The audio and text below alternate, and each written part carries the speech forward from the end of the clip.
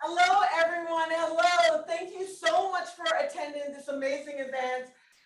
And thank you so much, Dr. J.L. Otto, for that amazing introduction. I hope that was recording.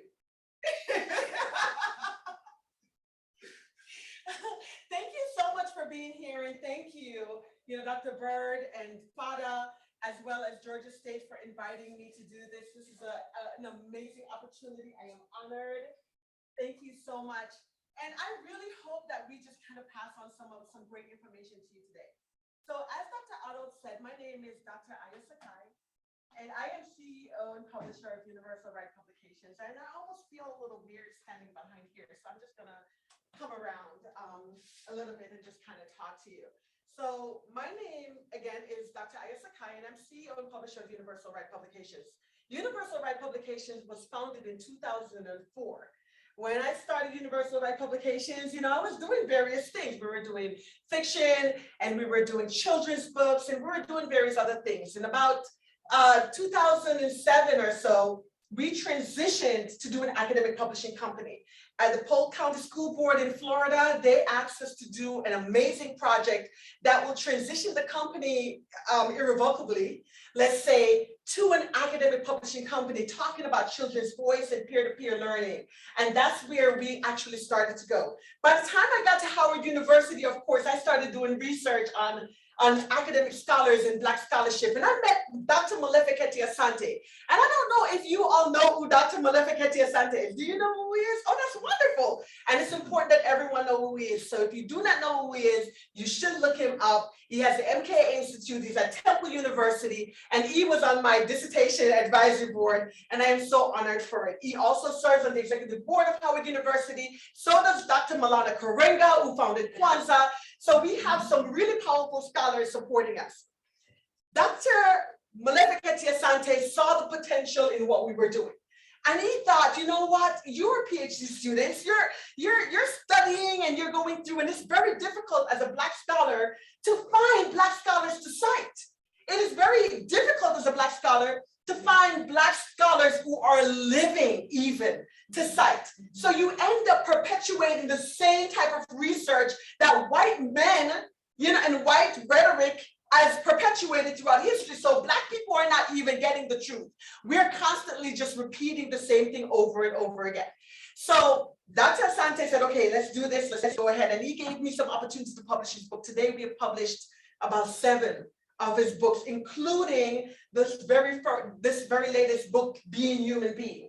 And this book is really a response to critical race theory. It's a response to anti-racism. And it's really an amazing book, just talking about being human being. And those of you who know me, you do know that this is like a big problem that we're facing today. So this is a really important book. And I really wish that we had Dr. Nardub's the Afrocentric School. However, moving forward, about a couple of years ago, maybe about 2.5, 3 years ago, Sage Publishing saw that there was a need. Okay, Sage Publishing, if you don't know who Sage Publishing is, again, you definitely need to go look it up and look up Sage Publishing. Sage Publishing is the 4th international social science publishing company. They specialize in journals and they specialize in textbooks. Okay, but they saw a need when everything was happening with George Floyd and the Black Lives Matter movement. They wanted to do something about it. Yeah. Of course, they could have gone and opened a nonprofit, right? Mm-hmm. And they could have gone, maybe even started a whole branch of their own, but they realized that they needed someone from the community to create a space, or who have a space to bring that authentic Black voice to the community. So they sent me, they decided to partner with Universal Right Publications. And in that partnership, they decided that we should go out and we should create a space that will build Black voices. So in that case, we are completely autonomous. It's a 100% Black-owned publishing company, woman-owned publishing company, doctor, PhD-owned publishing company. I am an immigrant from Jamaica, so he's talking about that triple threat, right? And they said, you know what, let's support this company. So they give us all of the support. They lend their name, they lend their mentorship. So I am learning to be the best CEO and publisher for all the Black scholars who will entrust us with their work.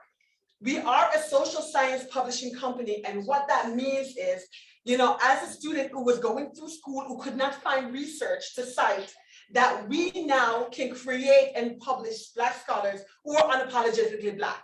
What does that mean to be unapologetically Black? It means that not only are you a Black person, that you are also writing from a Black center, an Afrocentric center. And that's a very difficult thing for us to process. And it's very hard to do because most of the times we have been taught from a Eurocentric perspective, right? And because we've been taught from a Eurocentric perspective, we've internalized that process, and it's very difficult to unlearn. So we go through that process of mental slavery, trying to undo all the things that we have learned. Of course, it's not all bad, because historically we needed to learn all of those processes. And now that we know what we didn't know, now it's time to do the work. And that's what we're here to do. So being unapologetically Black, you're standing on the center of Africa. You know that Africa had 7 dynasties prior to the transatlantic slave trade. Most people are not aware that Africa had kings and queens that manifested so many things. I mean, even, the Greeks and the Romans, they went to Timbuktu to learn and then come back. But we have talked about the canon, the white canon, those are the best books, but we also have Black canons. Right? We have Cheikh Diop, and we have Kwame Nkrumah, and we have all of these great scholars that so many of us do not know about. So that's what Universal Right is doing. Another thing that we're doing, and this is really, really important, one of the things that I found when I was in school, and you hear that also in church and everywhere else, we're speaking to the choir, right? We have all of these brilliant Black people who are telling other brilliant Black people about all the problems that we have, right? What we're trying to do with Universal Right Publications, because you look around and you see that you have phenomenal social movement makers, you see social movement influencers, you see activists, you see all of these powerful people, and they have a voice too, right? But there's no transition. And so the people who need to get the information are not getting the information because doctors are talking to doctors, scholars are talking to scholars, and the information is not getting out. So what we're trying to do is we want to bridge that gap. Universal Right Publications is now encouraging. We are a social science publishing company, and you have to be writing a social science book. So that's what we're doing. However, if you're an activist or you are a social movement maker and you know a doctor who can write with you because they know the process and they're willing to co-author with you, go and find that person and help them put together a proposal for you so that you're writing the best book possible. We want to make sure that the rigor is there. There will be no compromise in the peer review process. There will be no compromise in anything that you're doing. The only difference that you're getting in publishing with Universal Right Publications and a big white company, that's out there, and they're out there, those are options, is that you get the community. Because we're Afrocentric, we believe in that community center. So we will sort of hold your hand and develop you. We're talking about partnering with senior scholars, like some of these prolific scholars that are sitting here in this room, as well as with emerging scholars, those young scholars who do not have the opportunity to publish. And if you're like me, or you're an emerging scholar, or you're getting out there, getting the word out there, you will find out that it's hard to get published. The first thing they told me when I started my PhD program is start now.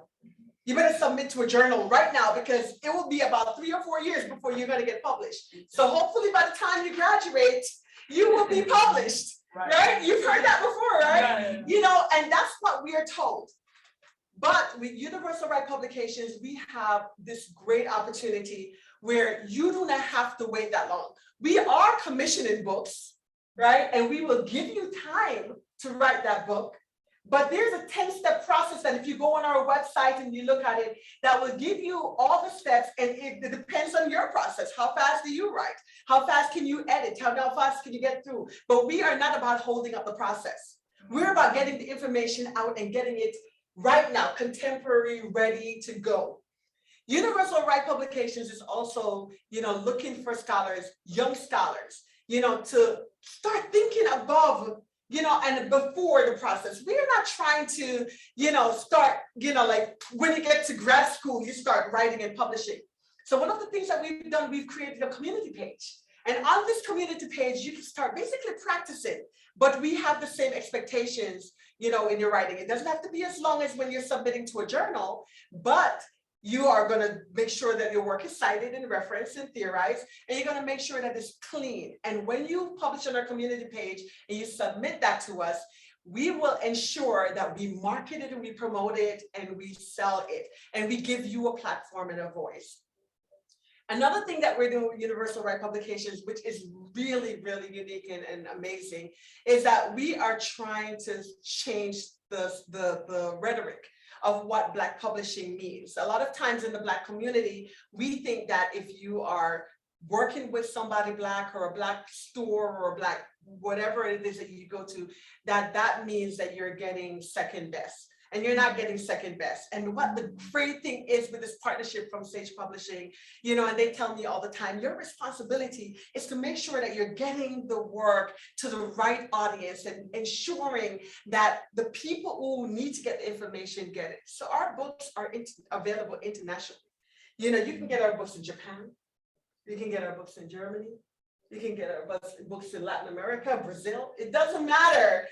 Our books are available, and Sage has put their name and their backing behind it. So when I say that they are not taking any ownership of this publishing company, they are not. This is a 100% Universal Right Publishing company. And what they're doing is giving us the support to ensure that your voices are heard and you're unapologetic. Also, one of the things that I've heard is that you have censorship. We hear right now with critical race theory, a lot of censorship is going on. People are telling you, and even before now, it's happened in waves throughout history. People have told you to water that down. We don't want to publish that. You're talking too bad about white people. Take information out or not writing authentically. We are encouraging you to be unapologetic in your publishing, in your writing, in what you're saying, in what you believe, as long as you can tell the story and cite it, theorize it, and have your methodology in place. So those are some of the things that we're doing in Universal Right Publications. It's really exciting. I'm going to share with you, you could go to our website at uwpbooks.com. So that would be www.uwp.books.com. And we have an amazing reading room. So if you go on this reading room, you will see right there at the top.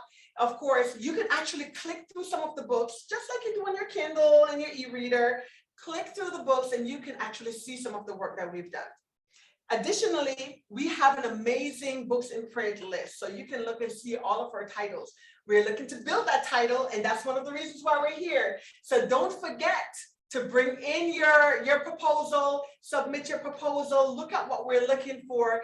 Go to the author's portal. It gives you a great prospectus that not only can you pull this prospectus and fill it out right there online, but you can also contact us directly. Our editorial director, Dr. Ronaldo Anderson, he is there and willing and ready to work with you to go through the process to ensure that you are doing all the steps to encourage you to publish.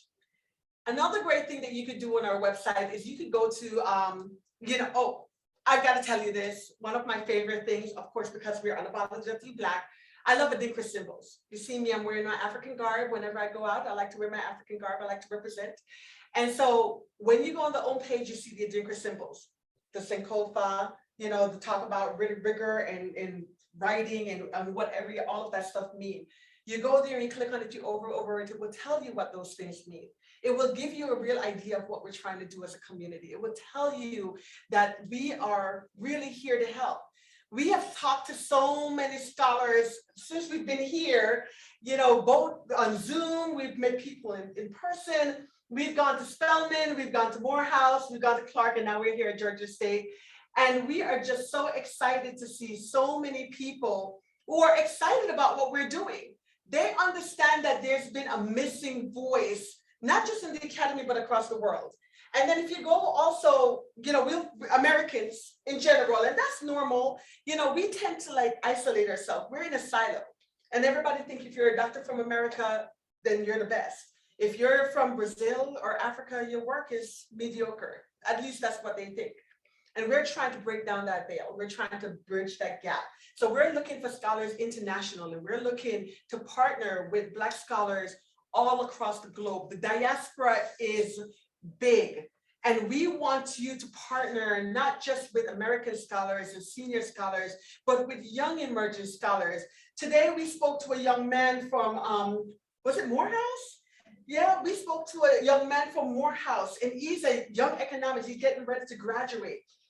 And this young man was saying to us, and I was so shocked, was saying to us, I did not know that the opportunity exists for me to be an economic major. I did not know I could do this. And now he's looking at Deloitte and some of these big publishing companies, not publishing, employing companies to work with.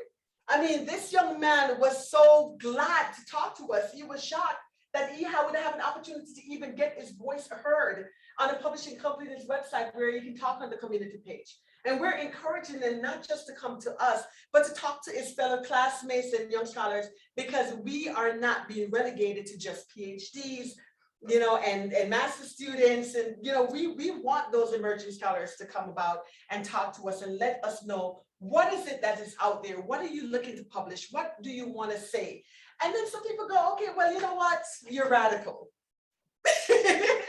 Universal Right Publications is radical, you know, but that makes me ask the question, what does radical mean? Right? Like, what does it really mean to be radical? Is it radical because I'm unapologetically Black? Is it radical that I want to own my space and my agency? You know, is it radical that I want to research my history, you know, whether it's from Jamaica or Latin America, the Caribbean or Africa? Is that radical? Because as social scientists, you know, and all manner of researchers, doctors, it doesn't really matter as long as you can come up with a social science approach to your book abstract and proposal. You know, all you need to do is make sure that you can do the research. You pull the data to back up what you're saying and what you believe. It's just like doing a dissertation, right? You know, you have to have your introduction. What's your positionality? What is your voice? Why do you want to do this? You know, and then what's your data points? What's your lit review? Because you have to cite and, you know, reference and put all of that information out. And then tell us what your findings are. What question are you trying to answer? What burning question is it that's out there that nobody's talking about that you have, and you've just been sitting on it because you think those big publishing companies are not going to listen to me anyway? You know, it's going to take 4 or 5 years for me to get my work out anyway, and nobody's going to really talk to me. Nobody really want to hear what I've got to say. Well, we want to hear what you have to say. Universal Right Publications want to hear what you have to say. And SAGE want us to say it, and they're giving us that backing and that support to ensure that we can go out and get your voices heard. There's nobody standing over our shoulders. The decision maker is right here. There's no one telling us that we can't do it. I mean, my SAGE partner, I want to call you Doctor, Miss Gianna de Lima, you know, she's here with me. I mean, she's part of my mentorship, you know, to ensure that I am representing Universal Right Publications exactly the way we said we're going to do it. Yes. They are not, you know, standing over us saying, okay, you know, do this, do that. No, we don't like that. You know, every day when I talk to her, the first thing she said is, what do you want to do? What do you want to publish? What book do you want to publish? What book do you want to publish? I want to hear that too. You know, when we built our website, you will see that it's warm and loving and comforting and have that whole Afrocentric feel like me, you know, dressed like this, you know, because that's what we want you to feel as well. We want you to feel warm and comfort and support when you come into Universal Right Publications. We want you to know that there is a place for you, and that place is open and willing and able to get your work out. So I'm not sure if there's any questions that you want me to answer, or if you want me to, you know, go on. I know that we're gonna have another conversation because Dr. Bird and Dr. Mason also want to talk about the publishing process, because one of the things that I want to assert is that Dr. Bird and Dr. Mason, you know, they were asking me a question earlier about publishing your dissertation. And I want to ensure you that unfortunately, Universal Right does not publish dissertations to books. Okay, that's why you have the college presses, because that's their interest to make sure that their scholars are published. So we do not publish dissertations to books, and I know they will be touching on that later on as well. And we do not publish journal articles, but we do edited volumes that, you know, and anthologies that you can actually put together. And also, you know, those are all different processes as well. You know, so I'm really glad that you're going to be speaking about that later on as we go along. I do have a question though. If someone did take a book or their dissertation and they take the gist of what the dissertation is about, is there a way that it can be converted into a book that you would publish? Oh, absolutely. I mean, you know, because I mean, certainly it's not, it wouldn't necessarily be set up the same way as a dissertation. But the book that we winded up writing wasn't set up like a dissertation either. In fact, it was, we discussed a concept within my dissertation and works that Dr. Mason had done that inevitably brought us to an idea that moved into a book. Yes. So I guess that question about when you say it's more the academic press, is it? If someone was to write their dissertation in African American studies, I would imagine that their transition to a press like yours wouldn't be that far. No, absolutely not. Yeah. And you're right. That's an excellent point, Dr. Bird, because you know, you can take an idea. Everyone who has been through the academic process, you know, to become a doctor, you know that your advisors and your dissertation committee told, you know, I've told you this, you know, every chapter in your dissertation could be a journal article that you can edit, refine, and develop, and you can submit it to journals, right? Every chapter in your dissertation, you can do that. And then you can also take the finding. So basically your findings, right? Your question or your hypothesis or your research question, whatever it is that you're trying to answer in your dissertation, that then you can develop that into a unique book project. That's right. You know, so when I say dissertation with academic presses, I meant the actual dissertation. Yeah. Right. I meant the actual dissertation. That's what I wanted to make sure everybody was clear about, because there are folks out there that might even be might be listening, who have a dissertation and never did anything with it. Yes. And the bottom line is, you know, it's no reason to sit around on that incredible work you did and not get that out to the masses. And I only sat on mine maybe a year and a half, 2 years before we made it into a publication. Wow. So you know, but I know others may have already written a book but never did anything with their dissertation. So I think it's a valuable piece, especially in this space. Dr. Mason, did you have something you want to add? I just wanted to echo that I do think those defining ideas and key ideas that you want to further along. Because what you said, you want to tell your story. Yes, absolutely. And so if you have an approach, things came together, you decided to be radical and cite. Maybe you've already found some of these theorists, and they're not maybe elevated in a way that someone else would then in a journal catch on to right away. Take that information. I think that's how you took nuggets from yours. There was a particular approach. Yes. And it wasn't yet adapted in a space. And it wasn't like you took all of your dissertation. No. And certainly I'm a cognitive psychologist by training. So my dissertation isn't reflected in our academic pipeline. Oh, wow. Books. I just want to make that clear. But there's other research, even survey research and other things that we did incorporate in there as well. Exactly. I mean, and that's an excellent point. You know, and you're absolutely correct. There are various types of methodology and research. You know, you have quant and qual, you know, and you have mixed messaging. Within that, you know, there's all sorts of ways you can do it. You know, I mean, I had to do SPSS, and you have your survey, interviews, or whatever you choose to do. And whether you do that from an ethnographic approach or an ontological approach, however you choose to do it, you know, as long as you're citing and doing the research and making sure that that work is verified, because that's important. That's the value that we're adding as scholars to the academy.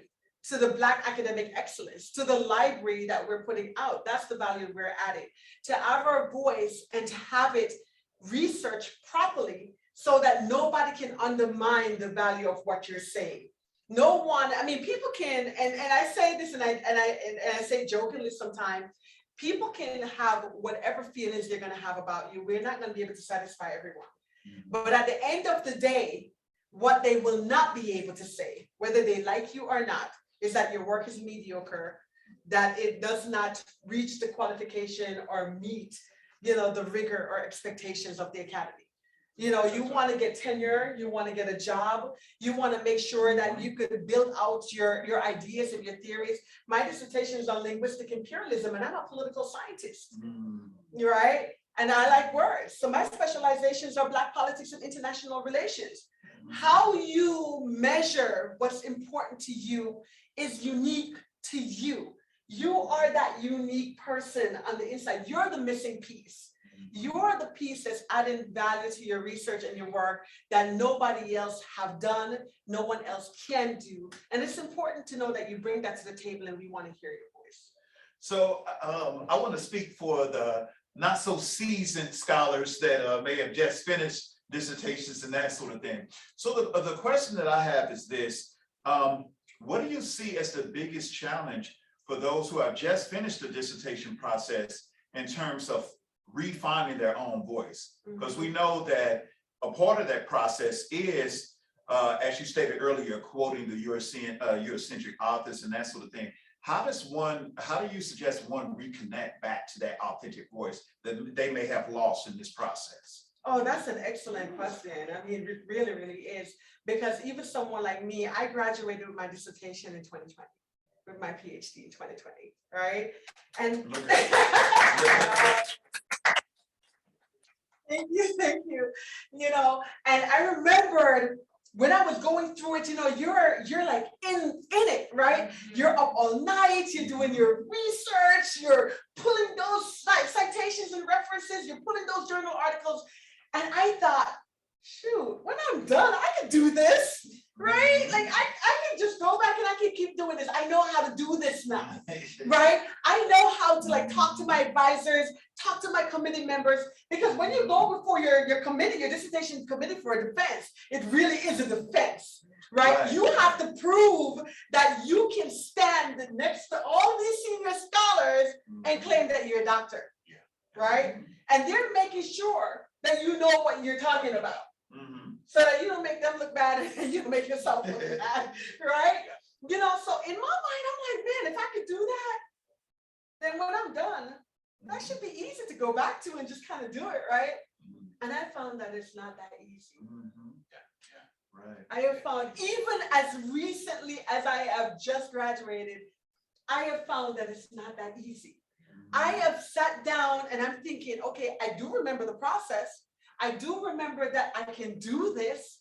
I know I can go back and do this, but life gets in the way, right? Life gets in the way. You have full-time jobs, you have families, you're working, you're juggling so many things. Sometimes you're still in school, sometimes, whatever the case may be, circumstances in life tend to get in the way, right? So reconnecting back to that voice, reconnecting back to that original thing, and it's something that I'm trying to do, and there's no right or wrong answer for this. I don't really think so. I think we all have to kind of, find that quiet space within ourselves and find out what moves us. Go back to the reason why you wrote your dissertation. Go back to what moves you. I mean, when I started my PhD and we were in class, the first initial classes, and they said, what are you going to write your dissertation on? Most of us don't know what we're going to write our dissertation on immediately, right? Most of us, we go into the classes and we're like, yes, we're doctoral students, we're going to get this, right? And we're really excited, but we don't know how to connect to that. Like, what's that process? Like, I don't understand how that works. So what would our advisors tell us? Our professors, what they tell us? They tell us all the time, find something that matters to you. Find something that you're either angry about, passionate about, excited about. You saw something that nobody else is doing, find it. And I have found out that a lot of my classmates, a lot of my now colleagues, even my advisors and stuff, who are now my close friends, I still sit at their feet. What I found out is what they've told us and what you find, that what they find is that they connect to something. So I know Black men who have done research on Black men and Black boys in the academy, you know, because they had struggles or they didn't have mothers around or whatever. And their whole dissertation is the Black men resiliency, right? Because that's what matters to them. You know, I have classmates and now colleagues, you know, who wrote about cancer, you know, who wrote about death, who wrote about police brutality, who wrote about murder, who wrote about, you know, mothering, who wrote about Africa and the connection and who they are as a person. There's so much to write about because we're so unique as people and our experiences and our journeys are so unique. And you connect to that and you find out and you go back to that. Because even during the dissertation process, that's what takes you through. In those long hours and those nights when you're just so tired of looking at this dissertation left and right, upwards, backwards, and center, and they give you all of these techniques where you turn it upside down and try to read it from the bottom down, and all of these things that you do, and it's so hard. Just remember why you're doing it. Remember why you're doing it. For me, when I was writing my dissertation, you know, I decided to do linguistic imperialism because I love words. I love words. I love the way they feel. I love the way they sound on my tongue. I love the fact that I can flirt with them and fool around with them. I love that, you know, I love that. I love that no matter what you say. Not that way, wait a minute. Hey, like, let me get some water. Not that way. Hey, no, go ahead, I'm just teasing. Go. I love that you could say one thing and mean something, and then you could say the same thing with tone and tenure and cadence and mean something completely different, right? Like I love that about words. And then I love the fact that, you know, well, I guess on the other end, the reason why I did linguistic imperialism is because I love politics. And I didn't realize it was called politics. I didn't know I love politics. And it's not politics itself that I love, but I love watching, well, I love words, but I watched how people use words in politics that impacted policy and how those policies then impact us as a community. So I'm a Jamaican woman. I came here from Jamaica as a teenager, went to Brooklyn, New York. Brooklyn in the house. And during that process, I've seen so much happen, right? I mean, the good things with words and the bad things with words. And most of us have experienced even more recently the whole, you know, the previous administration, you know, and what they call dog whistle politics, right? We've seen a lot of white fragility playing out on screen. And we see how those policies, just the rhetoric, how they could say something and then people will pick up on it. And before you know it, there's a policy being implemented on Congress or, you know, in our state or something like that. And next thing you know, war on drugs, welfare queen. You hear these rhetorics, you know, and then it's like, oh, you know, what does that really mean? You know, and you start breaking that down. You know, that became important to me. And then Howard University is one of the only universities you can go to and get a PhD in Black politics, right? So we have, you know, people come from all over Saudi Arabia, you know, Africa to get a PhD in Black politics.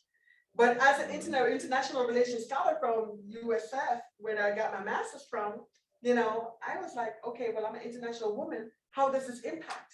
And then I saw how Black politics across the diaspora is impacted right here with international relations.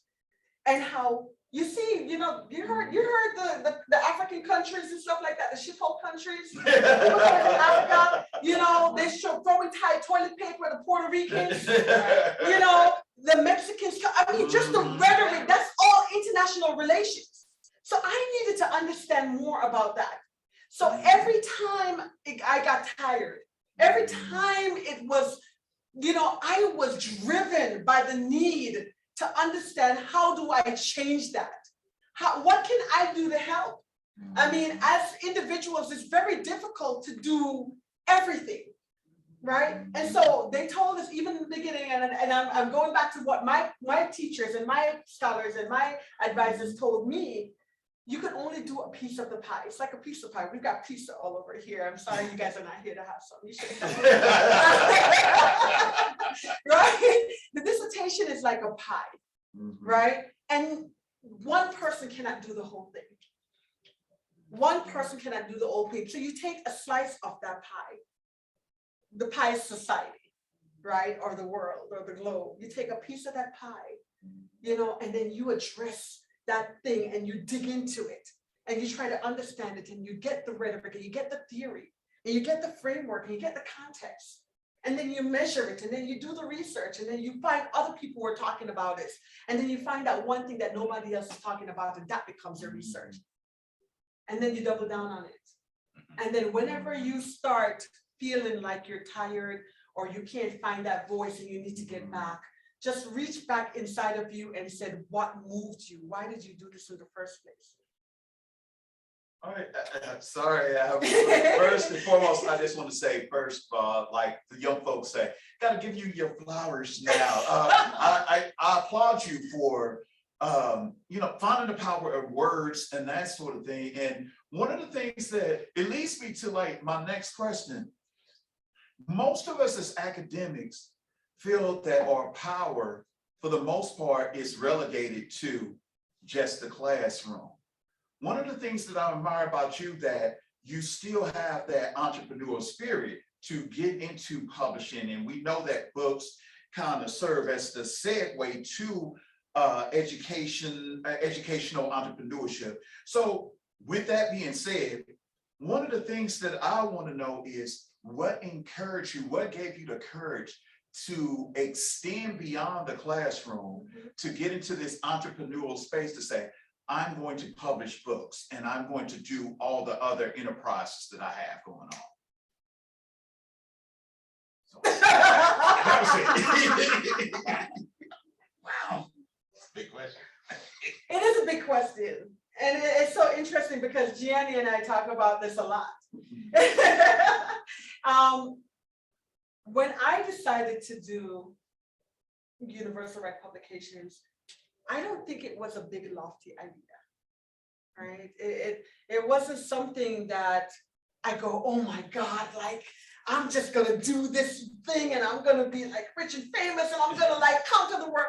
It really wasn't like that. And I think like most powerful things that happen in the world, I think it starts quietly. You know, it's a voice or a destiny, you know, a calling. I don't know what you believe, but it's really something intrinsically within you. And if I'm going to be honest, and I can just Yeah, absolutely. So as an immigrant, you know, I came from what's considered a third world country, and from international relations concept, it's called the global south, right?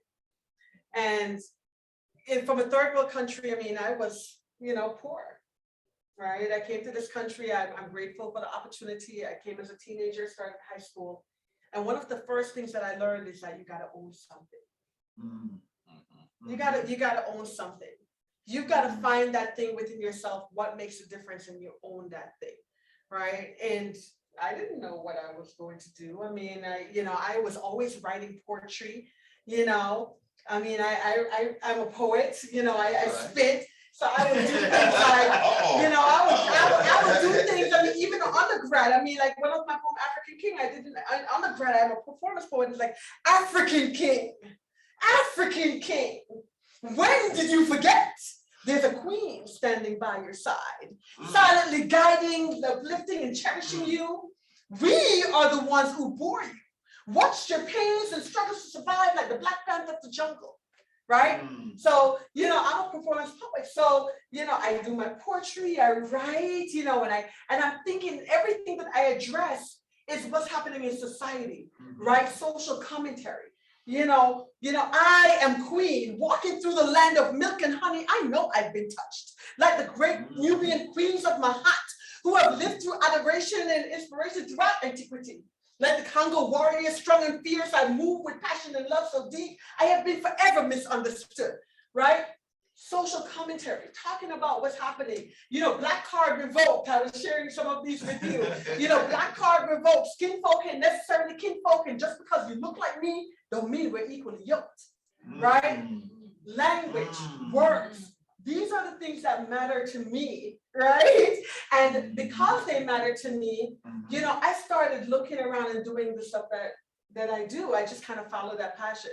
So one thing led to another. I wanted to write a book, and I wrote a fiction book, you know, an undergraduate. And then I got lucky. I was at the Harlem Book Fair in New York, and you know, somebody came up to me and said, "Hey, you want a job?" In my 20s, I'm like, "Of course I want a job," right? But they weren't paying me nothing. But they gave me a title, and they mentored me, and they taught me how to do the business of publishing. I didn't know everything, because what I'm learning right now from Sage, they weren't teaching me that. Yeah. Right. You know, when I sit down with Gianni or the CEO of Sage, and we have conversation, and they're bringing in all of these editors and attorneys and marketing PR people, and I'm talking to all these people, and I'm sitting there, and I'm like, I feel like I'm doing my dissertation all over again, because they're just pouring into me, and they're holding nothing back. And I'm like, these people didn't teach me anything back then, but what they did was planted the seed. That's right. That's right. Right? That's right. Yeah. They planted the seed, and then all of a sudden it's kind of like, wow, I can do more with words. There is something else that I can do, right? So what I did, I went and I found like this little old guy that, you know, that I met somewhere, and he was inspired by me, and I was a kid, and he was like, okay, I'm not gonna charge you anything, but you know, this is what it happened. When I looked, I got the mail, my corporation papers in the mail, and I had a company called Universal Right Publications. And I just kept moving. I kept moving, you know, and it's just something that I just kept doing. And I have a daughter who was gifted at 3 years old. And she started wanting to read my fiction books, and my fiction books are kind of spicy. That's how she got here. Woo! Okay. This guy. However, I decided that I did not want her to read those type of books. And I said, if I didn't want my own child to read those books, then I don't want anybody else's children to read it either. I had an agent. I had best-selling fiction novels. I wrote under a pseudonym, so you won't be able to find it.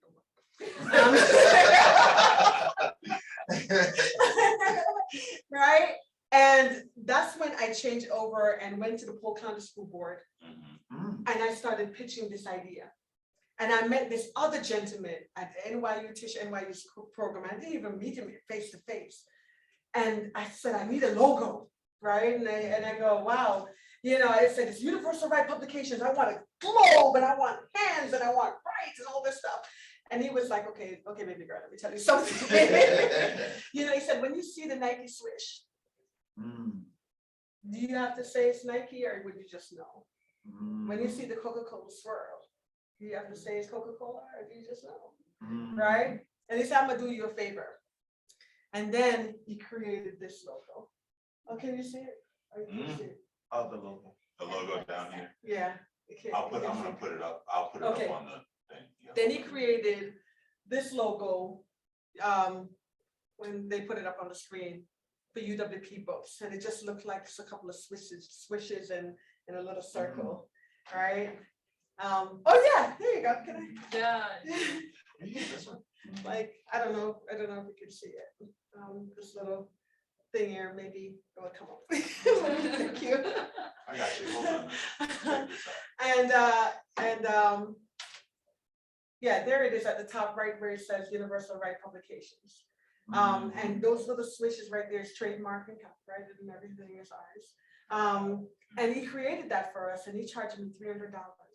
And when I met Sage, and they, you know, and they were asking me, well, do you like your logo?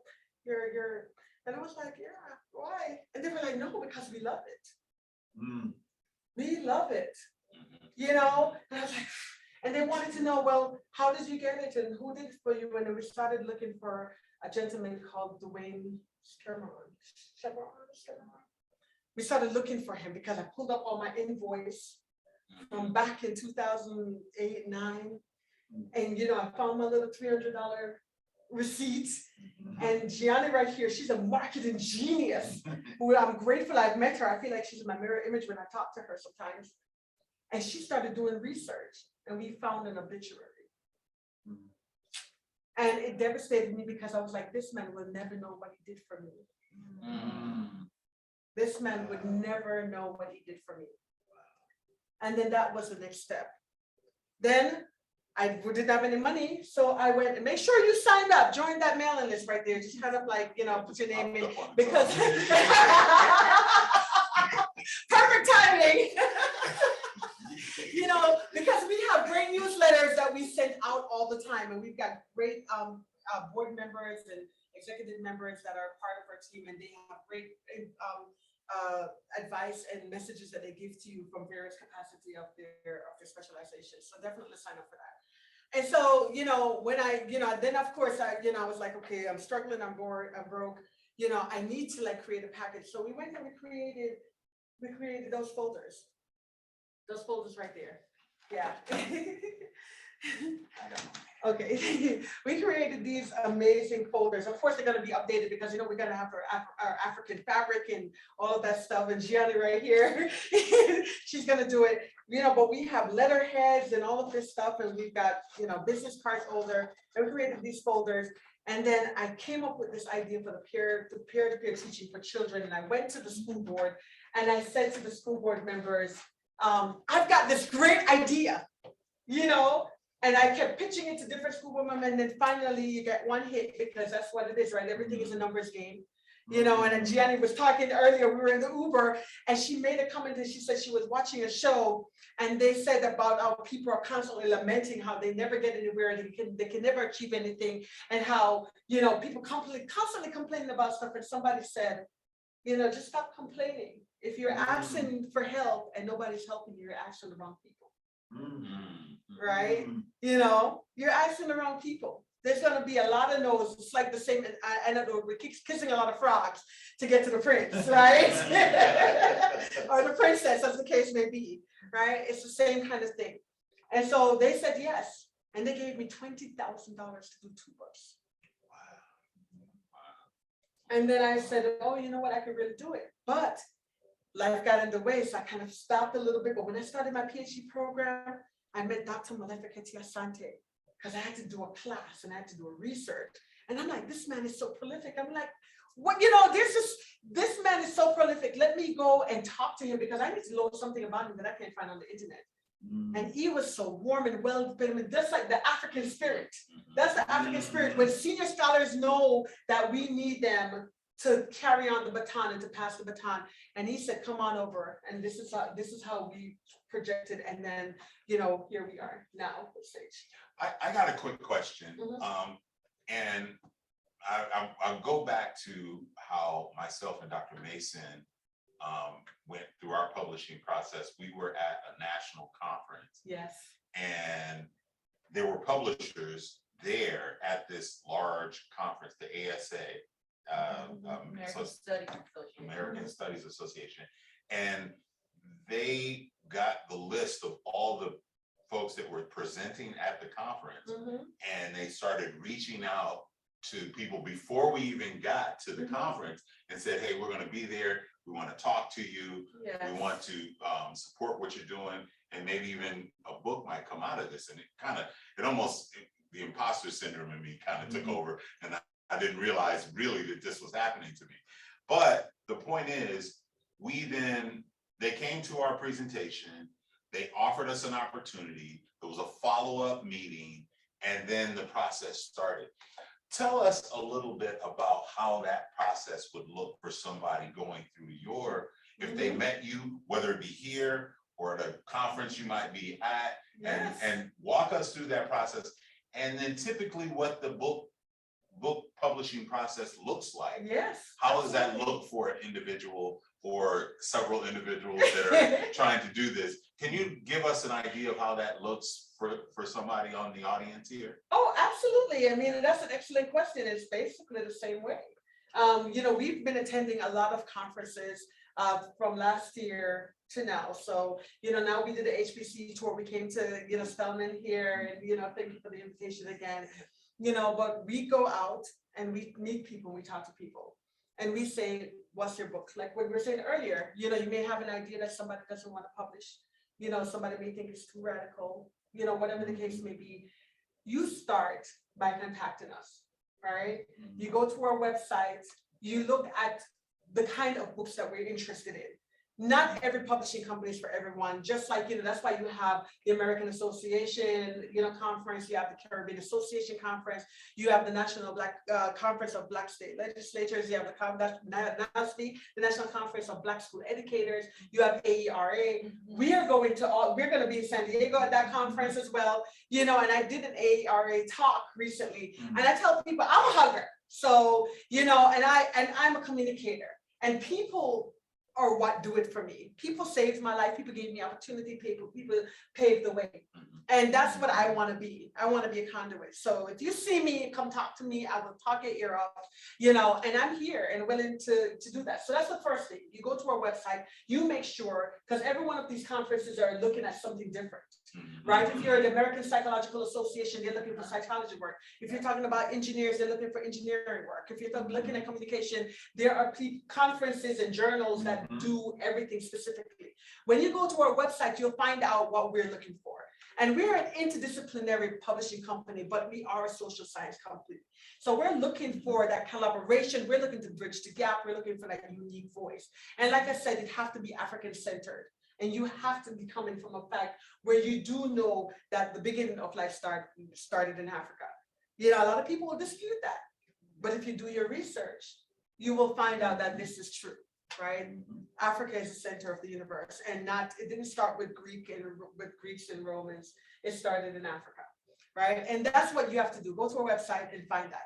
When you go to our authors page, we have an authors portal that have a 10-step process. Is it possible to bring that up? Yeah.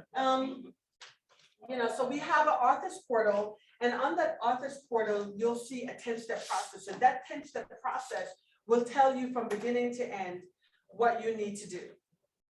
You can also go to, thank you, Gianni. You can also go to, our, on the artist portals, you can see that. Then you could go to a for authors page. There's a for authors page. And when you go on that page, you will see what we're publishing our most recent upcoming book. And if you scroll down a little bit, it would tell you exactly what our expectations are, including our publishing prospectus. So you can pull that down, you can fill it out right there on the website and send it to us, or you can print it out and you can email it to us, or whatever is more convenient to you. There you go. That's the 10-step process right there. And that will tell you exactly what you need to do. Once you have written your publishing prospectus and you've gotten it back to us, our editorial director will contact you and we will talk to you about your idea. And we will do the hand holding that the big publishing companies won't do. A lot of people won't publish with big publishing companies because they are intimidated, or they may be afraid, or they may feel like nobody's going to look at it, or they might have to go dig it up 4 years, 5 years later and brush it off. And then there's all types of complications that come with that.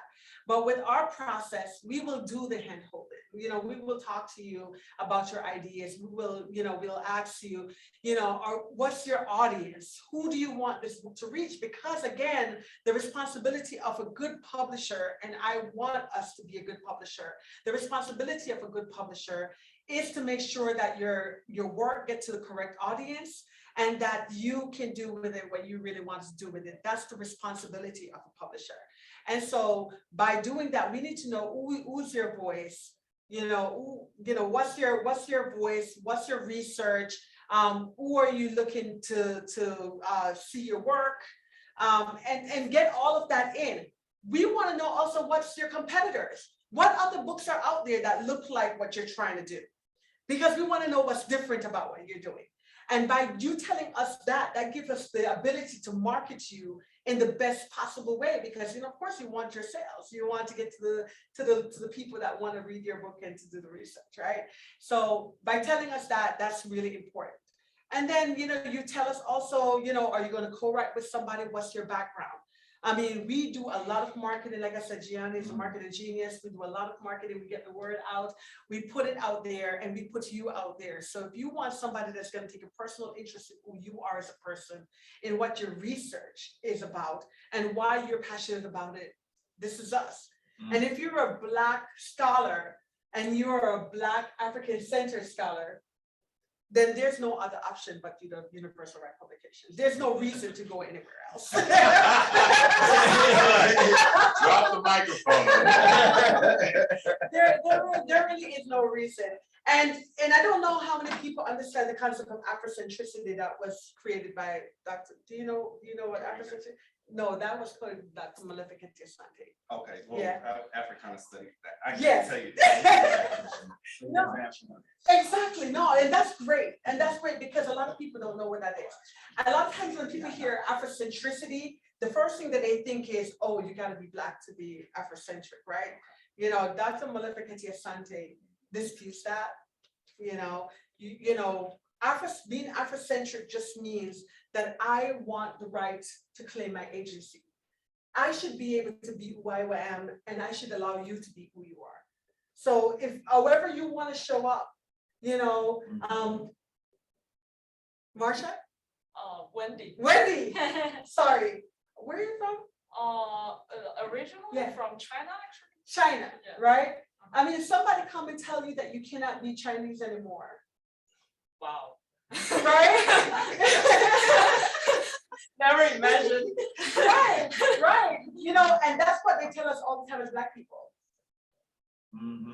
That's what they tell us every time as Black people. You can't show up who you are.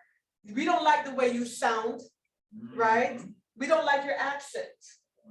Because if we start talk Jamaican now, we're gonna talk about, oh yeah, no, but Jamaican, the one thing though, Jamaican patois is considered, me never know this, considered one of the top 14 sexiest languages, Me never know that. Never know that, right? Flirty word. Right? I'm not saying. I did not know that, but they tell us all the time. They do it worse to Haiti, people from Haiti. They do it really bad to people from, anywhere from the global south. Do not be who you are. Change who you are to fit into this box that is considered American, right? That's what they do all the time. So, that's not good. So Afrocentric just means I have the right to claim my agency and stand however I want. And you should be able to do that too. So you can be white, Chinese, Black, Indian, it doesn't matter. As long as I can get mine. This is the principle, right? What is it? I mean, I'm having a block, all man is created equal to seek, Pursuit of happiness. pursuit of happiness. That's it, right? It's the same principle. Yeah. The Right. pursuit of happiness. Everyone have the right to pursue happiness, right? So when you're Afrocentric, that's what it's saying that you are. That you have the right to pursue your happiness. So that's a part of the publishing process, and that's what we're looking for. Thank you. I'm gonna get into the chat a little bit. Okay. There was someone who offered a question. Do you publish in other languages beside American English? Unfortunately, right now we don't. However, it's something that we're looking to do. For instance, we have one of Dr. Asante's book. Somebody contacted us. Was that from Australia? No, it wasn't Australia. It was another country. It was from France. France, right. So somebody contacted us and they wanted to redo one of Dr. Maleficent Asante's book in French. We will do that. We will authorize the rights of somebody else to reprint the book in a different language. The same thing with Dr. Dove's book, the Afrocentric School. Somebody from Brazil contacted us to do that book in Portuguese. We will license the rights to our books to those who would like to do the books in different languages. So that option is there, but we ourselves do not publish the books in a different language. Okay, another question, and I hope everybody can hear. If there's an issue with the sound, let us know. But there was a question on, do you publish any non-academic books? No. And the reason being is, again, we are a social science publishing company. And by virtue of that, one of the things, and I think I touched on that briefly earlier, is when I was going through my PhD program, there was nobody Black to cite. And not only was it not just Black people, it was contemporary research that really impact us today and reflect and resonate what's happening in the world around us today, you know, in our generation of scholarship and what we're doing. And it's important that that voice is represented. It is important that voice is represented. However, and I think I touched on this before earlier, because we understand that there are people out there with powerful information, they're activists, social science, social activists, they're journalists, they're influencers, they're doing so many things, but they do not have those letters next to their name. All you have to do is find a doctor whose research or who can do the research with you and co-author with them and co-write with them. And so you can get a chapter in and then you can do your work. But unfortunately, it has to be social science research based. Do you want to tell them a little bit about the climactic critical race theory and how that book has come about? Because that does include all of those voices. Oh, absolutely. That's an excellent point. Thank you for reminding me about that. So we do have a new book coming out, the clapback to Ilmatic Consequences, the clapback to critical race theory. Let me say it right. Yes. Right? And that book is so interesting. At the beginning of the SAGE UWP partnership, that's the critical race theory argument began, right? Politicians were going crazy. They were talking about critical race theories in school, and it didn't even really exist in undergrad, right? This is something you learn in law school and in military school and at the postdoctoral level, right? Postgraduate level. Everyone was talking about this, and we realized that we needed to be on the forefront of this conversation because, like everything else, white scholars write about everything that impacts Black people from a Eurocentric perspective, and that does not include our voice or how it impacts us. So we wanted to be on the forefront of that. And what we did was, we talked to a couple of editors. Dr. Walter Greason is one of the editors, as well as Danny and Jerry. And these are two amazing people who are actually doing the research and making sure everything is edited and properly done. But the Ilmatic Consequences of critical race theory is a combination of everything that we just said. Is basically a great example resonating the very foundation belief of what UWP does, right? We're talking to artists, Black artists that's talking about activism. We're talking to influencers. We're talking about social media, journalists. We're talking about a lot of people from across the diaspora who are doing the work in their areas of specialization and what they're passionate about and bringing that together in a social science book. So Ilmatic Consequences of clapback critical race theory, and I don't know if anybody know what Ilmatic Consequences is, but it's a reference to hip hop, to Nas back in the 90s. And when Nas,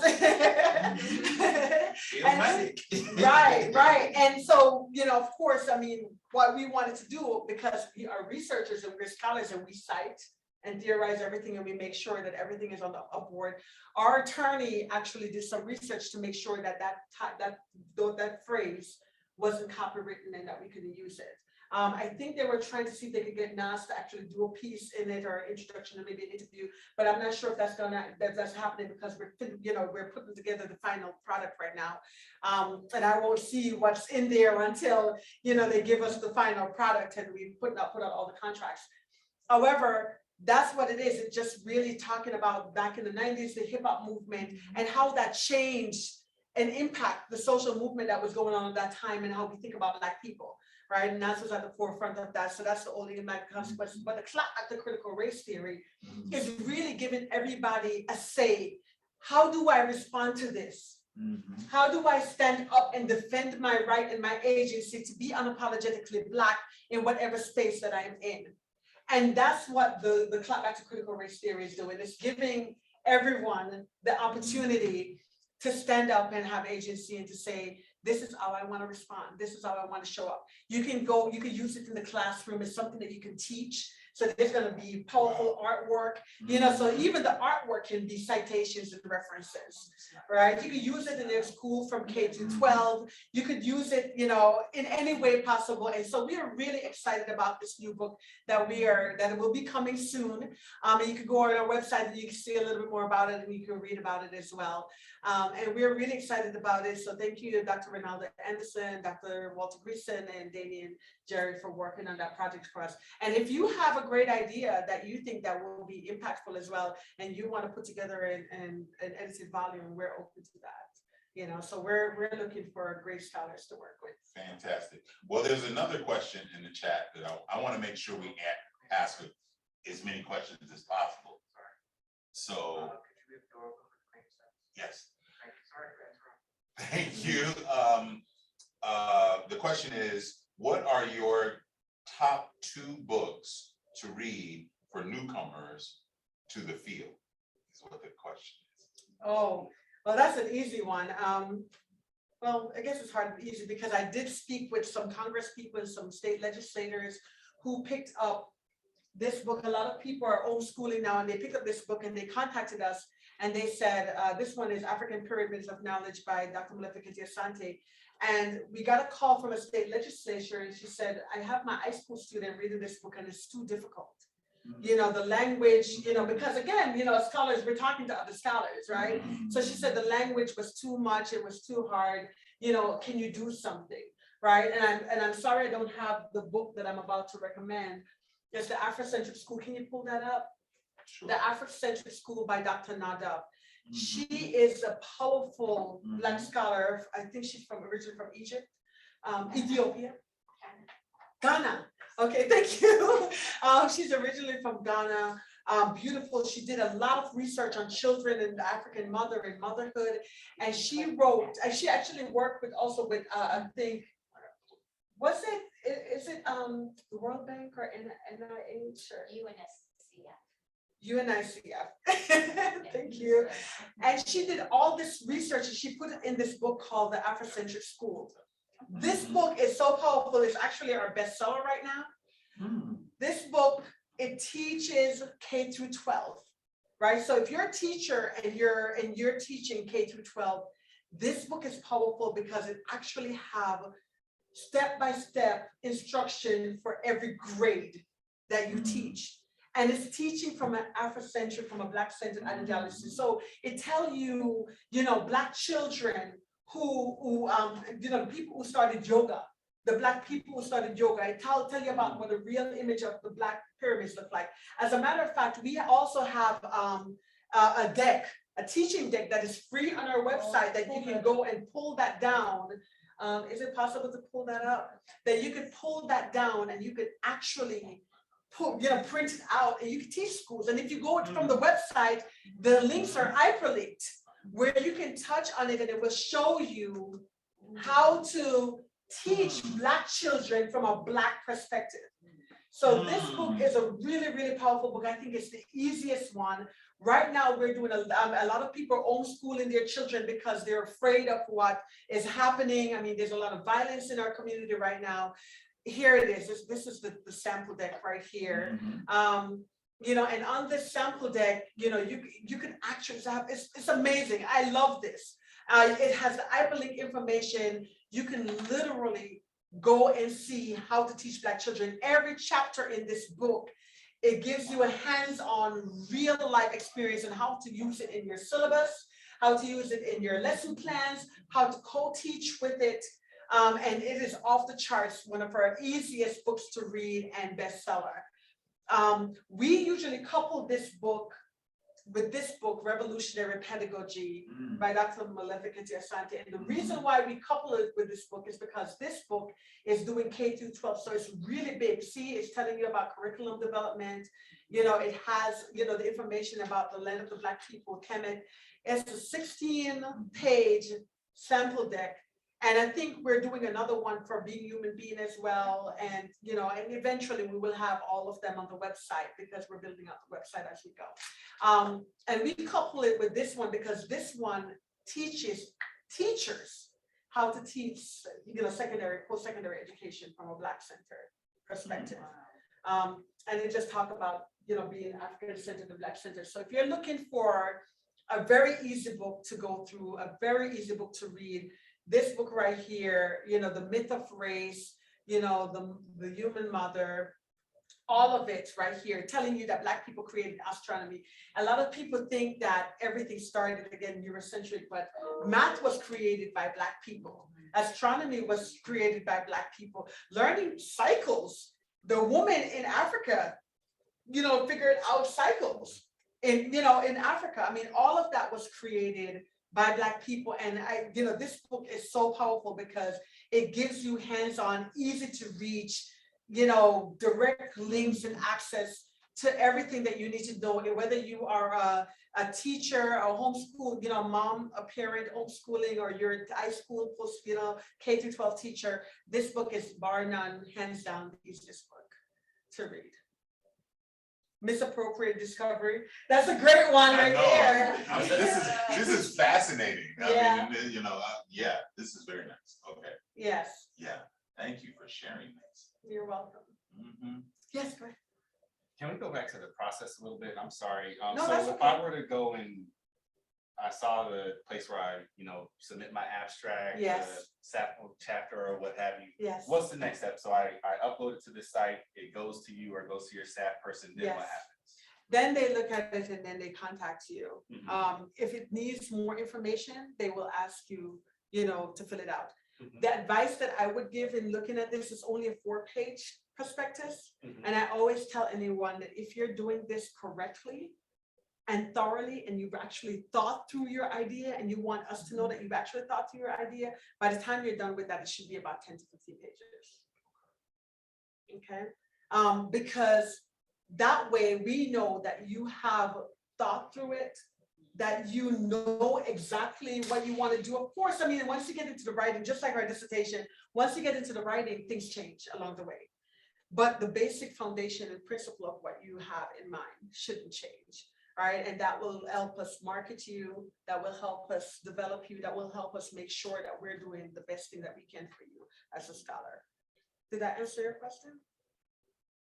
Go ahead, ask it. Well, so in parching, okay, it's perfect, Yeah. right? You Yeah. love it, right? So then when you call me, so I'm signed. Well, actually, Keep going all the way. oh, you want to go all the way. So Yes. once we get that and we agree with it and we think that's good, then we'll offer you a contract. Okay. Once we offer you a contract, we will give you about a year to 2 years, maybe, to write the completed document. Okay. At the end of you writing that completed document, and as a matter of fact, with the prospectus, I think we're asking, after we like the prospectus, we're asking for a chapter, maybe an introduction chapter That sounds right. sometimes. That's right. Okay, so we ask you to give us an introductory chapter, so that we could just kind of see, because the introduction, just like your dissertation, give an overview, right, of what you're doing and what we should expect from your writing. Okay, we give you a contract, you write the book. Once you've written the book and the book is completed, our editorial team will look through it and to make sure that it's good, because not everyone are great writers, unfortunately. We've got some prolific scholars who can speak well, who are great presenters, but we're not all good writers. Okay, so if the book unfortunately does not meet expectations and we try to work with you, then we might not, we'll go through with the contract. But if you've done your due diligence and you have your citations and your references, your lit review, you've put it all in there, I don't see where there would be a problem. And we want to publish your book. Once you've given us the book, we send it to copy edited, we send it to typesetting. We're actually really excited because we're using all of Sage's people. Yeah. So Sage is, we're using all the copy editors that you would get from, if you were publishing with Sage. We're using all of their typesetters, their designers. We're actually working with Black artists to do our book covers. Oh, So, nice. not only Black artists, I mean, Gianni has even gone as far as find people who created fonts, Black people who created Black fonts to use in our books and in our typesetting. So we're using Black artists to create our covers. Black people created the font. We're using Black cover designer. Our spine is always unique to the scholar. And and we're done, and we promote it. Once the book is published, it gets out there, and we promote. We also ask that the author be prolific in promoting your own work as well. You have to be proud of your work. You've got to get out there and you've got to put the work in so that people know that the work is there, but we're doing everything. We're getting it out internationally and globally. Does that answer your question? Yes, I have a follow. Okay, So I want to help you with Okay. a follow-up question. Okay. okay. What is the financial cost to the author? What There should is they no- expect? There is no financial cost to the author. That is different across publishers. Yeah. I think Yeah. there are Really? differences. What do you mind sharing what publishers have you heard of that charge for publishing? Well, I'm not gonna talking about say- self-publishing, So I'm not gonna say, that they charge, there may be components, so like you just mentioned, that you'll do the copy editing, you'll do the typesetting. That's not always standard. I'll give you a case very recently. Okay. You have to pay to do your indexing at some publishers. Oh, And I'm really? not going to name. And that's okay. But there's always, something, when Dr. Bird and I went through the process, going new into the book writing process, it wasn't transparent at the beginning what level of copy editing we should have performed before we send the final copy in, for instance. Right. And so some people may be out there taking on costs, even for the artwork. Oh, wow. The We artwork. we took on the artwork, but we had somebody that really did a beautiful job. Do you have a copy of your book? Oh, yeah, I'll pull it up here Oh. 1 second. But we had somebody do a beautiful cover, but they had a standard cover. But when they showed it to us, it was not very, it wasn't- It was it was- just it wasn't- a blank color, it was- because their standard was, less is more, I'll put it that way. Okay. Yeah. And so, and then we were also told, and this of course was our first experience Yeah. doing this, was that it would be wise to do your own copy editing before, because it would move the process quicker if we had it copy edited on our end one time or 2 times first, Right. and then send it to the publisher. And then when they got it, they had less to clean up. Well, I mean, I don't think that's unreasonable for you to do. No, and Yeah, it was no I'm problem. not, I'm not, Yeah, to the audience. Yeah. I don't think that's unreasonable, because even when we're doing our dissertations, you can't turn in something that's riddled with typos and run-on sentences and all sorts of problems. You want your thoughts and your ideas to be cohesive, and full and very plain, so that nobody's going behind you trying to figure out what you were trying to say. Right? So I mean, I don't think that's a bad thing. Before I turned in my dissertation proposal, I had it edited by an editor. Before I turned in my final dissertation, I had it edited by an editor. I think if you have to have the pride, take the pride and the impetus That's for right. your own work, That's to make sure that when you're sending it to a publisher, Black or otherwise, that you have shown up, that you are showing that you are invested in your own work, and having it clean, I think is a good practice. Oh, absolutely. I think it's a good practice for yourself. But for Universal Rep Publications, we are not charging you to do anything. We might actually even send it back to you, if it goes through the copy editing, we'll send it back to you and say, fix this. Yeah. And keep fixing and keep fixing and fix it. Now, if you clean it up, then that's less fixing for you to do, because we're just gonna send it back to you. Yeah. And And that's- tell you to fix it, The editor will look through it and she'll mark it up, or you'll mark it up, and they'll send it back to you and say, now fix it. And then if you don't fix it properly, you go send it back to the editor again, they're gonna do the same thing. So, Yeah. in your own best interest and for your own impetus. I think, just, and we have some questions that I'm about to ask. I think just for the purposes of not doing it ever, and being this is the first time you've ever published, but the question I had. Wait, 1 second, Dr. Oh, Burden. I no, think I'm sorry. Janet I was gonna just say. wanted to quickly add to that, what you were saying. It is important, and you'll see that in the publishing perspective that we put back together. You will be asked how many images, how many pages, copyright, rights, sometimes you Yes. have to pay for rights. So we will ask that, and we are purposely asking that, so you think through that, so we can make adjustments Yes. to what we will need to achieve in order to cover those costs. So yes, some publishers charge directly the author for those, because that's above and beyond. And some publishers absorb it because they know that they will be able to cover those costs. So Gotcha. it's always good when you're talking to a publisher and looking over your contract to ask those questions. Absolutely. And also for you to know what you're trying to create and what you want to publish, so that they have an idea.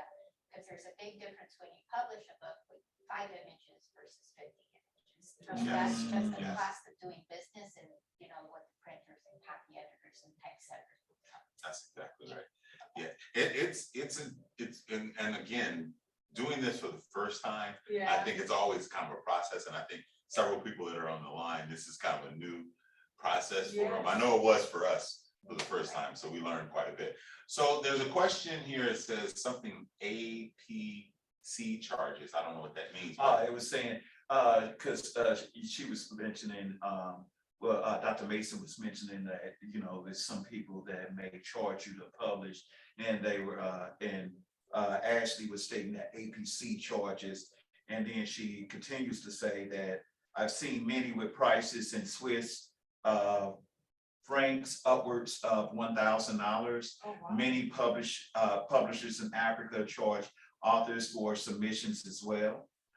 And then just one last comment was from Dr.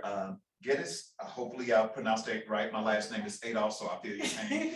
But it said, my phone is dying, great talk. Looking forward to connecting with you again soon, Dr. Rastafari.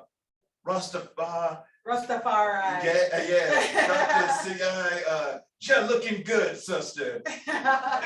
Continue blessing, which is my terrible Jamaican accent. But anyway, yeah. Yeah, and then let me say something about all of these costs. I mean, just like the academy is very difficult to get to the PhD program, and there's an aging process, and there's a process of keeping people out, right? Half the process is resiliency, and to see if you can actually tolerate the process, right? And I think in the publishing process, there is a hazing process too, and there's a way of marginalizing and keeping people out of the process. So a lot of times, publishing is relegated to white Eurocentric scholars. That's why, they have access to. Black people have always had, starting line pushback, right? We're always starting behind the curve. And so if you're already starting behind the curve, the opportunity and the access is limited. So, go to a publishing company. If you're broke, you can't afford to pay, $1,000 to get started, or you may not be able to afford to pay for, some, to have your indexing done, and you may not be able to afford to pay for your cover like you guys did. So Universal Right Publications, we want to remove those barriers. I mean, that's one of the main things that we're trying to do. To have a Black publishing company that's focusing on publishing Black scholarship is very rare. I think to date, Universal Right Publications is the only Black social science publishing company and the only Black woman-owned social science publishing company. Am I right? I'm trying to find out if Universal Right Publications is the only Black woman-owned PhD publishing company, doctor. But I mean, I haven't been able to find out. So if any of you out there are really good for research and you're looking globally, please let me know. That is something that I would like to know as well. But yeah. Well, I wanted to show, this is the cover we did. And it's called The Graduate. I want to make sure I got it right.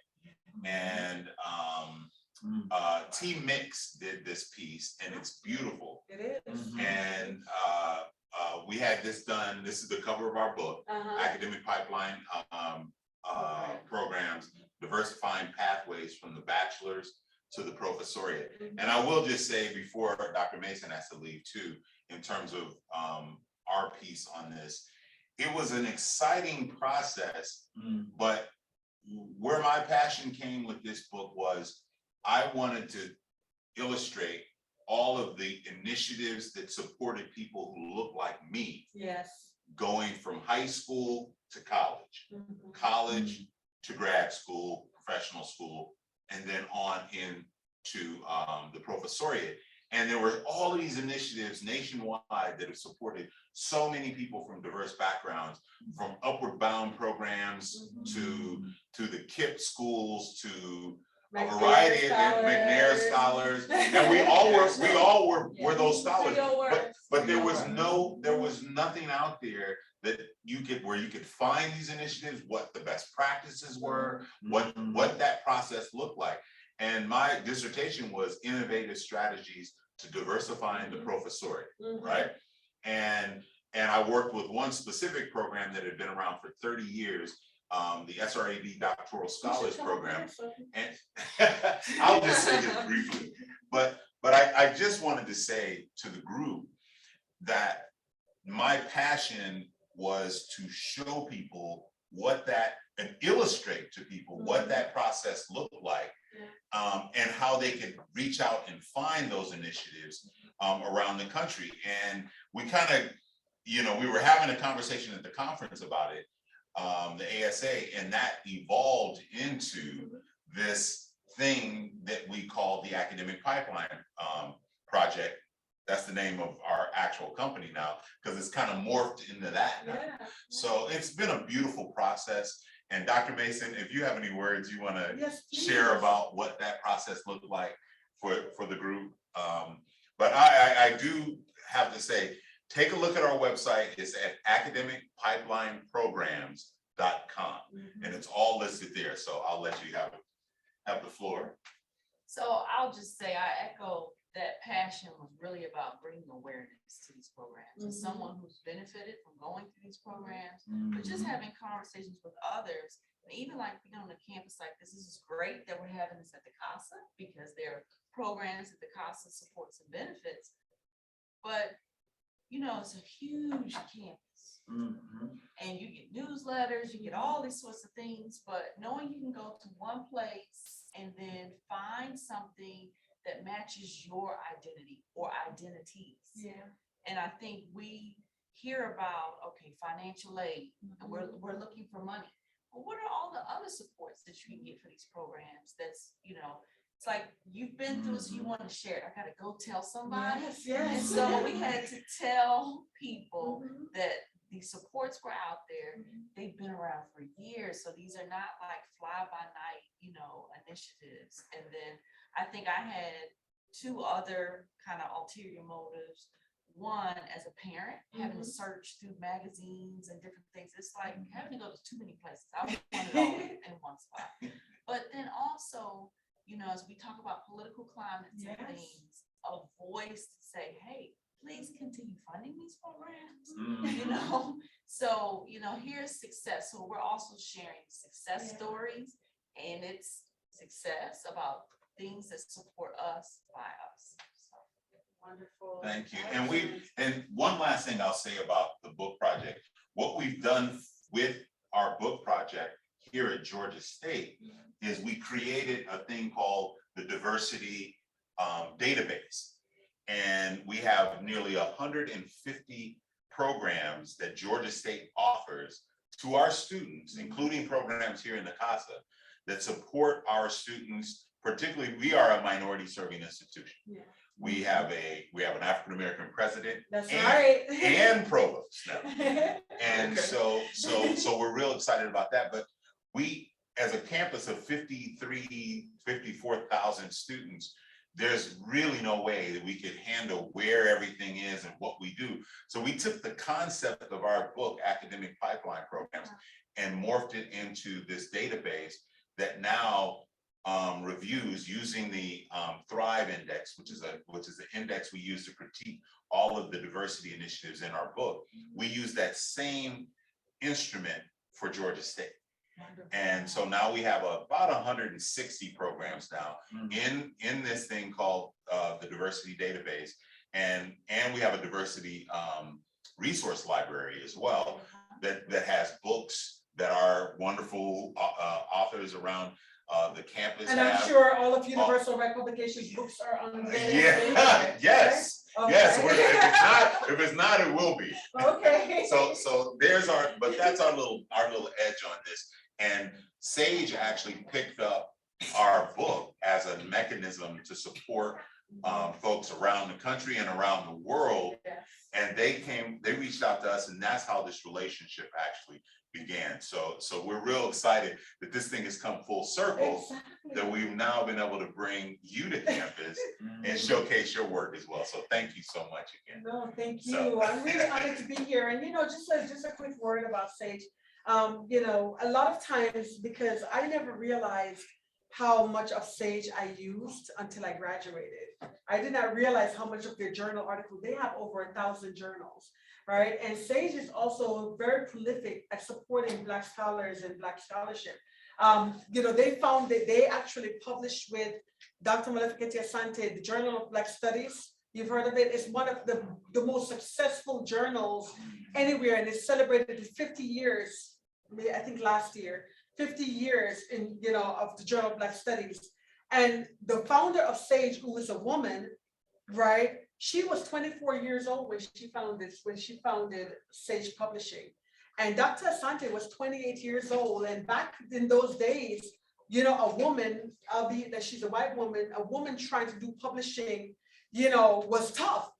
So she had to get through certain things as well. And then when this Black man from UCLA come and talk about he has this idea from the Journal of Black Studies, she was met with a lot of pushback.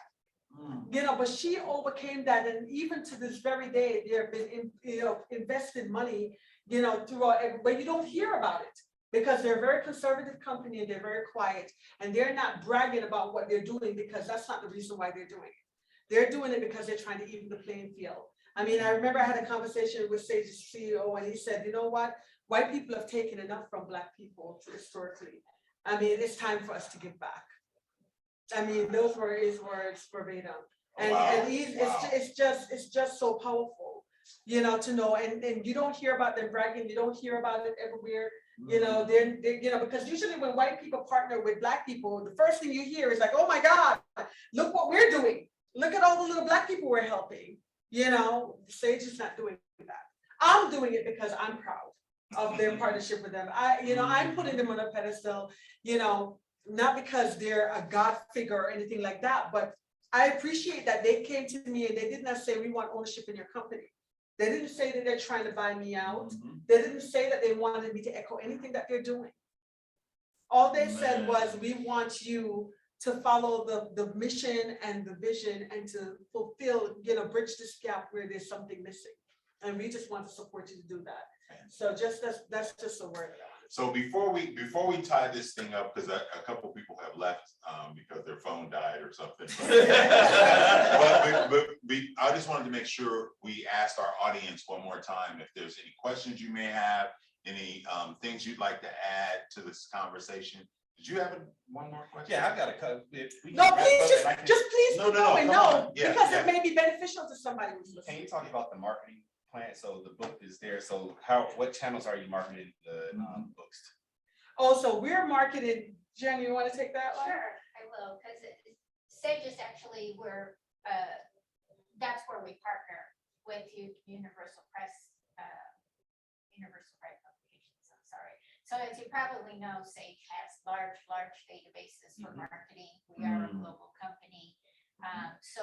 With every book that Universal Right Publications publishes, we work together with the marketing team to make sure that the book is marketed worldwide to librarians, to bookstores, to universities, to scholars, to authors, in every place that we serve. So that involves everything from email campaigns, catalogs, direct mail, social media, panel discussions, events, conferences. So we do, wherever that target audience is, we will get to it and make sure that they are aware of the publishing and the books that are being done. Thank you. What's your next question? Yeah, I mean, I can do this for a while. So. Let's go ahead. We'll do it until people. So can you explain and again, I'm obviously at the very beginning. And first of all, thank you all for this information. I've been very interested in this topic, but I never really had an opportunity to ask these types of questions. Thank you. So I understand the contract, but are there royalties associated with the text after it's going? So how can you explain that process? The royalty part, we'll talk to you directly in Individually. privately And the about that. contract. But the contracts part, once we decide to give you a contract, we have a standard contract. We use the same model that Sage uses. Okay. And then we determine how much royalty we will give you in the book. With every sale, then you will get a percentage. And I think we do the royalty payment every 90 days. Right? Is it every 90 days No, or I think twice it's a year? actually- Yeah. Oh, okay, yes. And we do with the royalty payments twice a year. And how much that is, however, is individual. to you. Yeah, absolutely. Go ahead. As far as, out. No, Because please. I mean, I mean, this is important. I mean, we're talking about the publishing process and this, people want to hear it.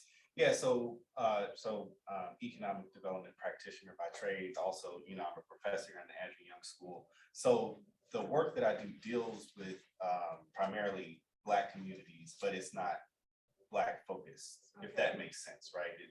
They start slicing and dicing up all these communities every 4 or 5 years, but it's all, if you look on the map, it's always the same. Yeah, it's always the same. It'll be an enterprise zone in 1 year, an opportunity zone, and empowerment, but it's all this exact same, literally the exact same neighborhood. So just from my standpoint, I'm just looking at the books you have, and unfortunately I hadn't been to UWP books before.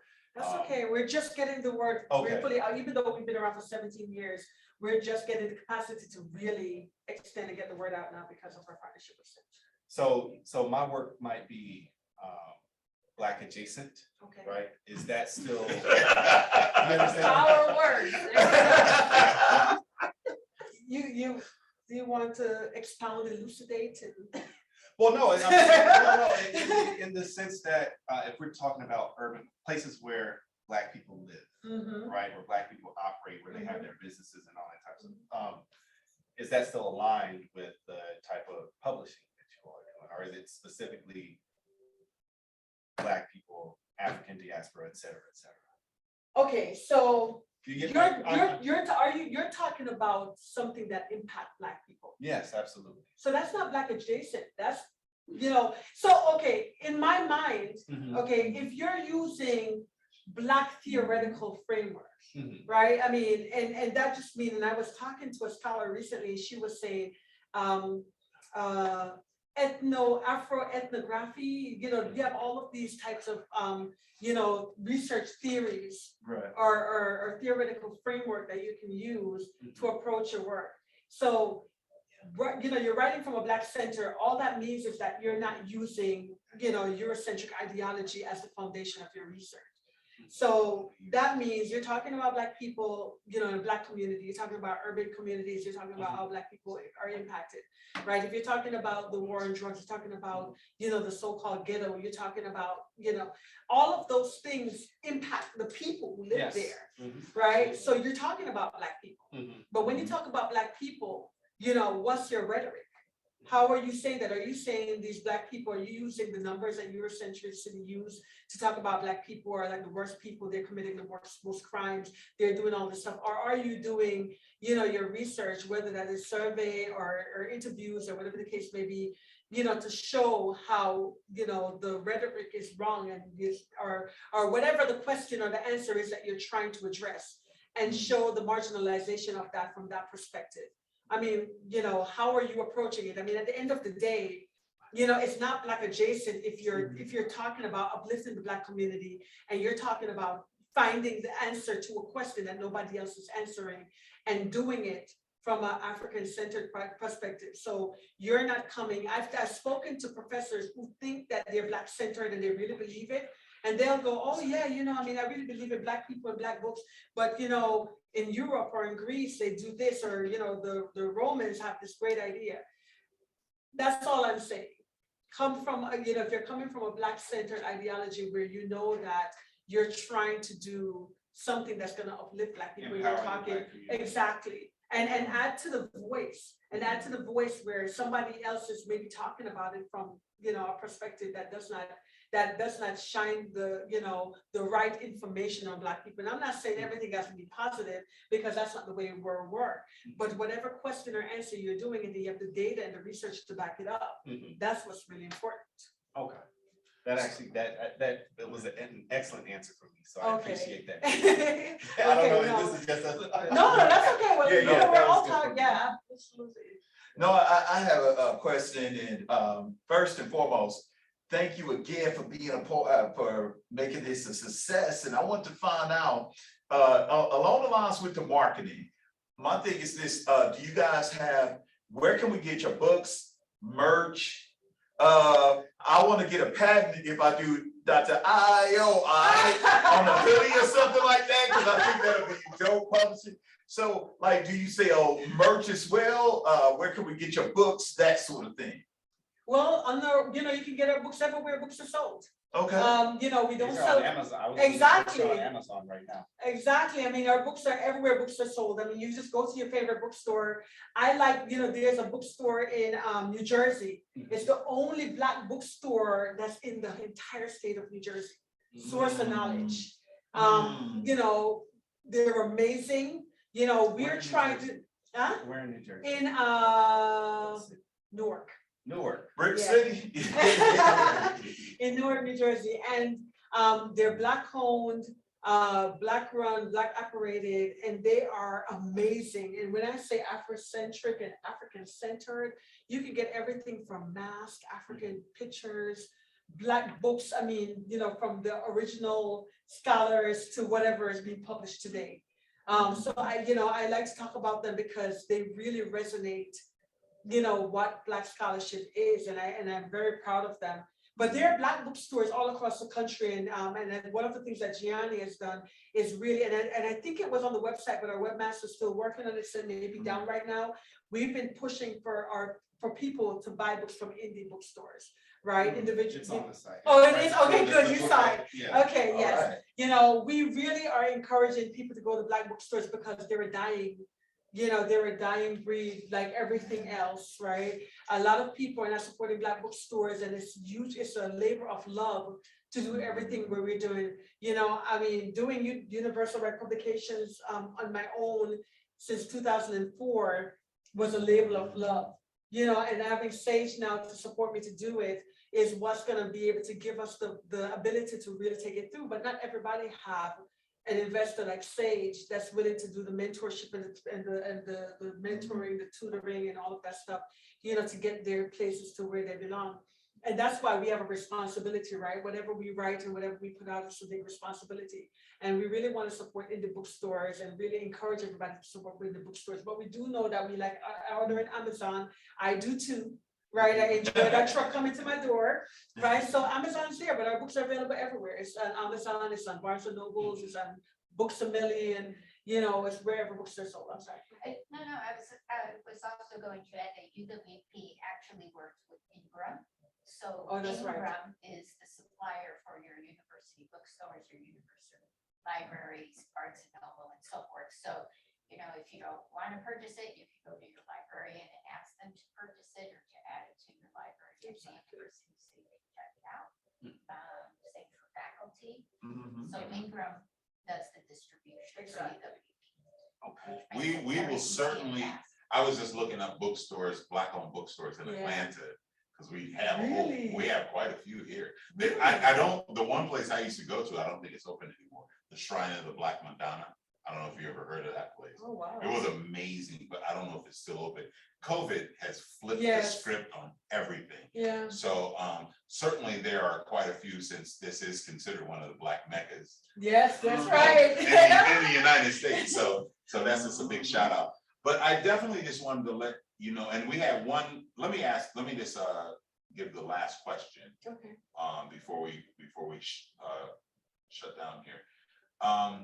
It says, do you have a promotional video I can feature at my STEM neuroscience event later this month for underrepresented minorities, and because they want to support you and your book company? Oh, wow, thank you. There, oh, that's right, there are 3. Can you go to the About Us page really quick? Sure. Thank you, I really appreciate that. Let me see, hold on, I'm almost there. And the About page. The the About Us page, and if you just, at the very top, Okay, share screen.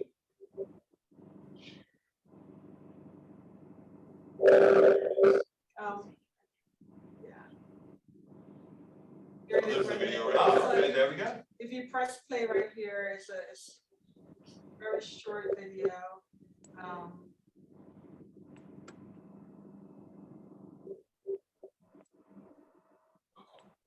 I don't hear the volume. But that's one play, But one. they can go to this site. Yeah, you can go to the site on the About Us page, and this is a brief, I think it's a 1 minute video introduction about universal replications. And then the other video that I want to suggest is one created by Dr. Adam right here. Could you pull that one up? Oh my God. Where was it at? Where's it at? On Facebook? Is it on Facebook? It's On YouTube. You can get it on YouTube. On YouTube? Yeah. Oh my goodness. Well, no, pull it up. Yeah, here, Pull come it here, up. come on. You do it, here. You know how to share screens, don't you? Yeah. Here, go ahead. And then we have that one video. So I'm not sure how to get it to you. Maybe we could drop the link. Dr. Adels, Oh, yeah. can you drop the link in the chat? I'll do that. Let me Yeah. see. It's probably a great way to wrap up with that video. That's Cypher Production. Let's see. Absolutely. Well, we so appreciate you coming here Thank and you. sharing all of your knowledge and Thank you. this- Thank you, we Doc. just- it's very inspirational. We are excited that you, and we're so glad for our guests that are still here. Thank you. And Thank appreciate you. all of you all and you, sir. What's your name? Ed Smith. Ed Smith, Yeah, Dr. Smith. Dr. Dr. Smith, Smith, Dr. out of Smith. Andrew Young School of Policy. Yes, indeed. Yes. And see, we represent even our That's school. right, that's Andrew right. Young. But we're real excited that you came down with UWP Publications, Sage Publishing. Of course, thank you all so much for sponsoring this and supporting our efforts here and getting the word out. But we have a really dynamic organization that was behind part of this too, and that's FADA, Yes. Faculty of the African Diaspora Association. That are the Can you doctor. pull that up there, doctor? Yeah, I had it there a second ago. Let me see. Here we go. Got it here. Because that talks about FADA as well. That video Oh, also yeah, there talks we go. about FADA. I can't get, Here, share let me screen. do it. Yeah, yes, sir. Yes, Dr. Bird. That You gotta is- show them how it's done. Yeah. Yeah. You know, Bruh. senior scholar. bruh. Scholar. Hey, it's a PC, I'm messing with Mac. See, I'm a Mac, man. Let me see, I think I know how to actually. Let me go back to the beginning, I think, yeah, you're right there. and then I need to go here to bring up my.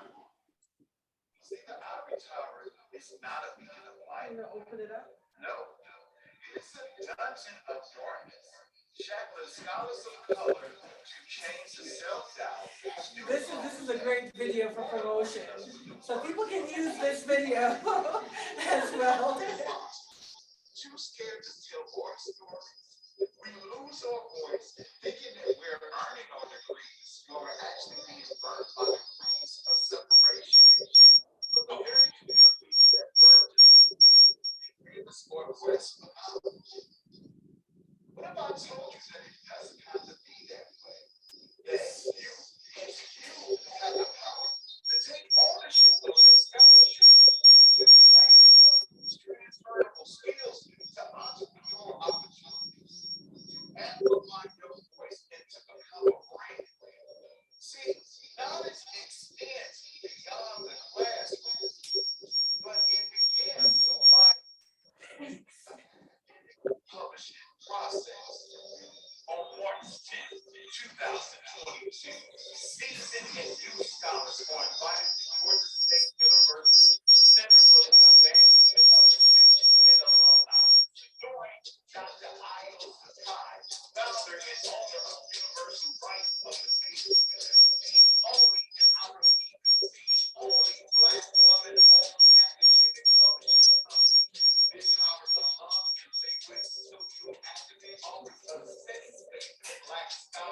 That was a- that was a scribble for the guy. Yourself, you step into your purpose and rediscover your authentic voice. Read your abstracts. Yeah, I would like to, I don't know if you're running out of here, if I can get 2 or 3 minutes of your time, I would be very appreciative. Okay. I made that flyer. You did? Yeah. Oh, wow. Good job. Thank you. Glad you love it. Dr. Bird was perpetrating like he did. So what? Thank you all. You were playing it like it was your work. Oh, no. Hold on. You're taking Let the me stop credit. sharing. Wait a minute. Well, we have to wrap up, but thank you again to all of our guests that are online. Thank you again for Dr. Sekai so much. Thank you for everyone, FADA, of course, and we appreciate you guys being out here, listening to this wonderful workshop. We'll talk to you soon. Sure, Dr. Adolph will have more amazing videos on the FADA listserv. So thanks again. You guys have a wonderful Thank you. evening, Thank and we'll talk to you soon. Oh, man.